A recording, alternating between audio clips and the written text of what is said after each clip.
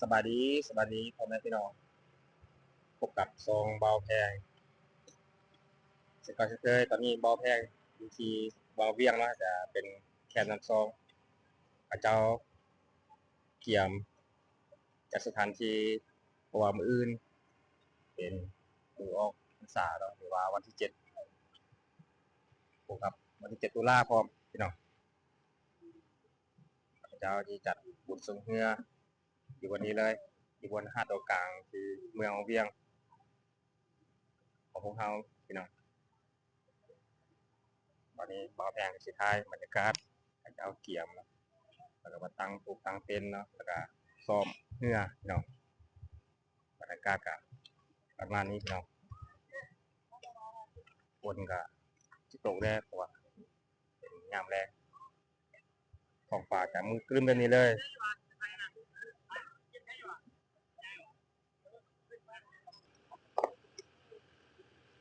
พระเจ้าก็มาหลายพี่น้องมาเจ็ดการเจ็ดสถานที่นะ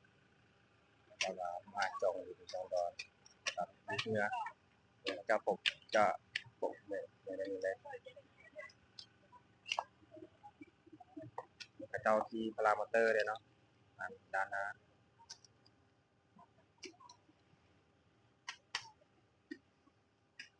โอ้คือคืนอยู่พี่น้องถ้าฝนมาตกได้เพราะว่าอาการมันก็ว่ามืดเนี่ยตอนแรงน่าจะมาตกพี่น้อง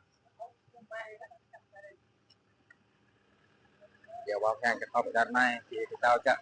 มาเกี่ยวกำลังซ้อมเรือได้ของด้านหน้าแล้วก็พระเจ้าจัดโต๊ะจัดตั้งไอ้หอ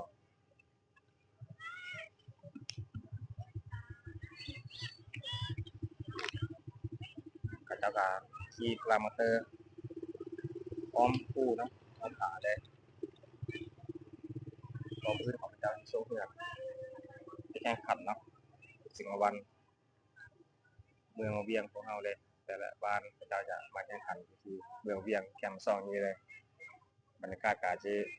ท้ายให้พี่น้องได้เบิ้งได้ชมกันนี่เลยจะเป็นบรรยากาศตอนแรงพี่น้องประมาณ4 โมงปลายจะค่อนข้างจะมืดแบบนี้เลยว่าคนก็ยกได้แล้วคนพระเจ้าก็มาหลายเนาะมาชมมาเที่ยวก็มาเฮ็ดโต๊ะตั้งเฮ็ดจัดสถานที่เจ้าจะมาขายเครื่องนะพี่น้องเจ้าก็มาหลาย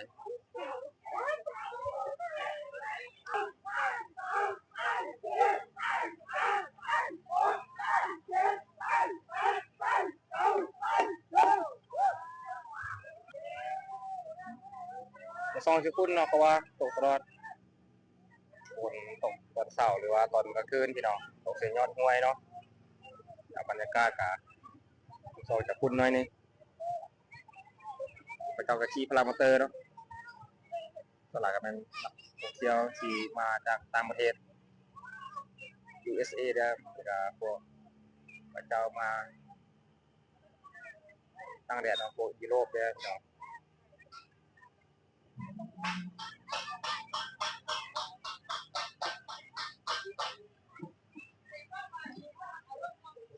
เด็กน้อยเขาก็มาส้มมาเชียร์หลายพี่น้องเป็นเพื่อนพระเจ้าจ้ะเป็นเพื่อนแบบนี้เลยกับบนยาวปันไดพี่น้องประมาณ10 ปลาย10 ท้ายนี่แหละพี่น้อง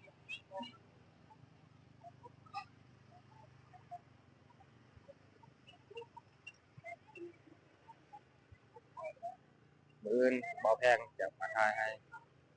พี่น้องในเบิ่งในส้มคือเก่าพอมื้อนี้จะคึกคืนกว่านี้พี่น้องจะม่วนเนาะเพราะว่าเป็นเมืองท่องเที่ยวเด้อพระเจ้าจะมาเที่ยวมาส้มหลายพี่น้อง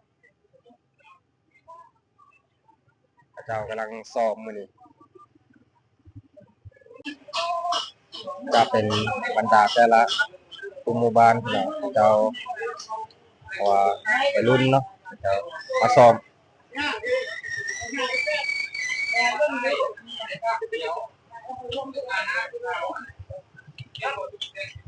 ื่อก็งามพี่น้องพระเจ้า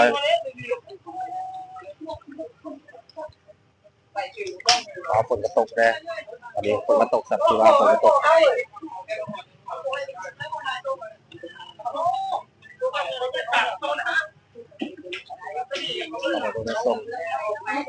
แพงอย่าลืมเด้อคอมเมนต์แรกว่ามาเบิ่งทรงบ่แพงว่าอยู่เมืองเวียงมาเที่ยวเมืองเวียงจะเบิ่งทรงเฮือเนาะอย่าลืมคอมเมนต์บอกเด้อว่ามาเบิ่งทรงเฮือนํกันบ่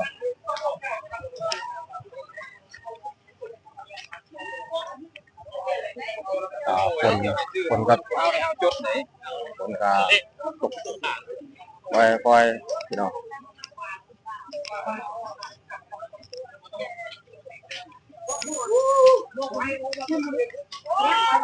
เสื้อเขาเนาะเขาจะเสื้อตัวนี้แหละแต่ว่า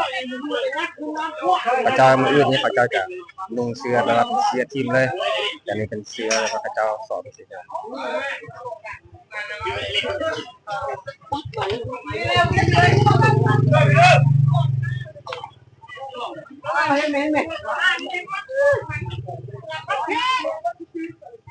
แม่ขาทราบขาพี่น้องเขาเจ้ากระจางมาตัดสถานที่ให้แพงเนาะแล้วมาส้มเป็นส้มเฮือเลยมาดิ้นมวนแบบนี้เลยพี่น้องคนไหนเนาะถ้าว่ามาเที่ยววังเวียงหรือมาดิ้นส้มเฮืออยู่หาดอนกลางที่บ้านมุสเงาแล้วก็อย่าลืมคอมเมนต์บอกเด้อว่ามาดิ้นวังเวียงว่าจะม่วนบ้านใดก็อย่าลืมคอมเมนต์บอกกันเด้อพี่น้อง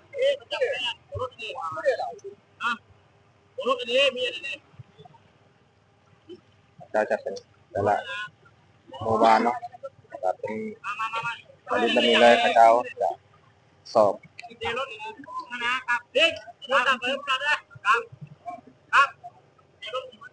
มืออื่นจะเป็นมือที่แข่งขันสีพายพวกเรา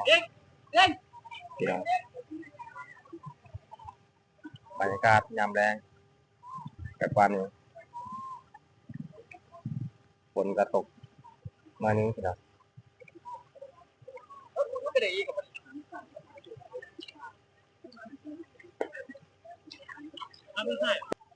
เอาใหม่พระเจ้าจะเป็นใหม่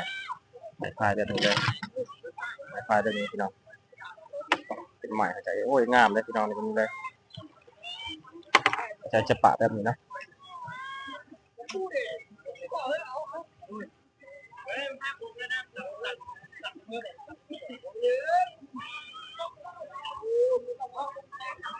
เดี๋ยวแพงสุดท้ายบรรยากาศพี่น้องในเบื้องส้มไปทำการในการซ้อมเมื่อเพราะว่ามืออื่นเป็นมือแข่งขัน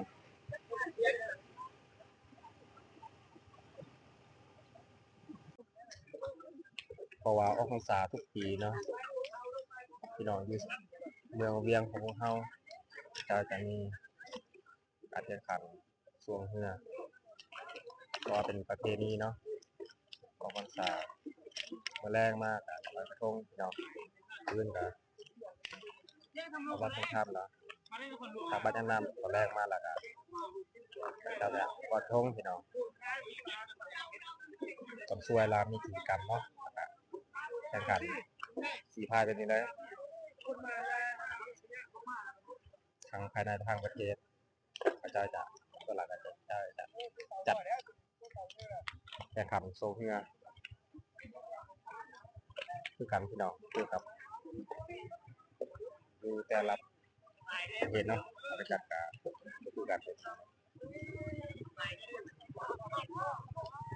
เพราะว่านี่จะเป็นบ้านเวียงแก้วพี่น้องบ้านเวียงแก้ว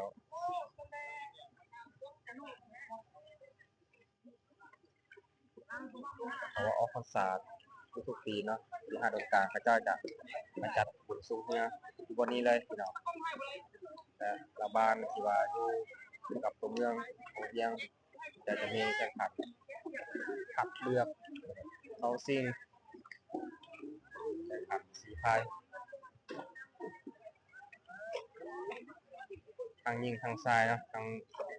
ผู้ใหญ่และเด็กน้อยพระเจ้าก็มาเกียม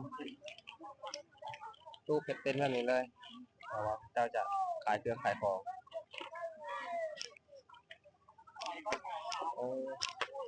จะเป็นผู้หญิงเนาะก็จะสอบสินค้านั้นได้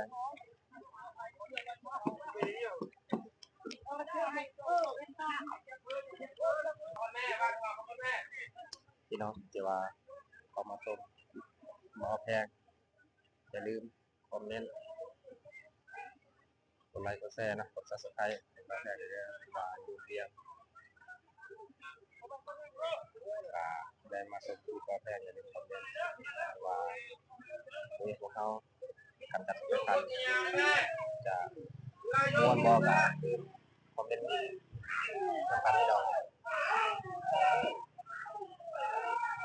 เอาไปบ่แพงกันจบคลิปประมาณนี้เด้อ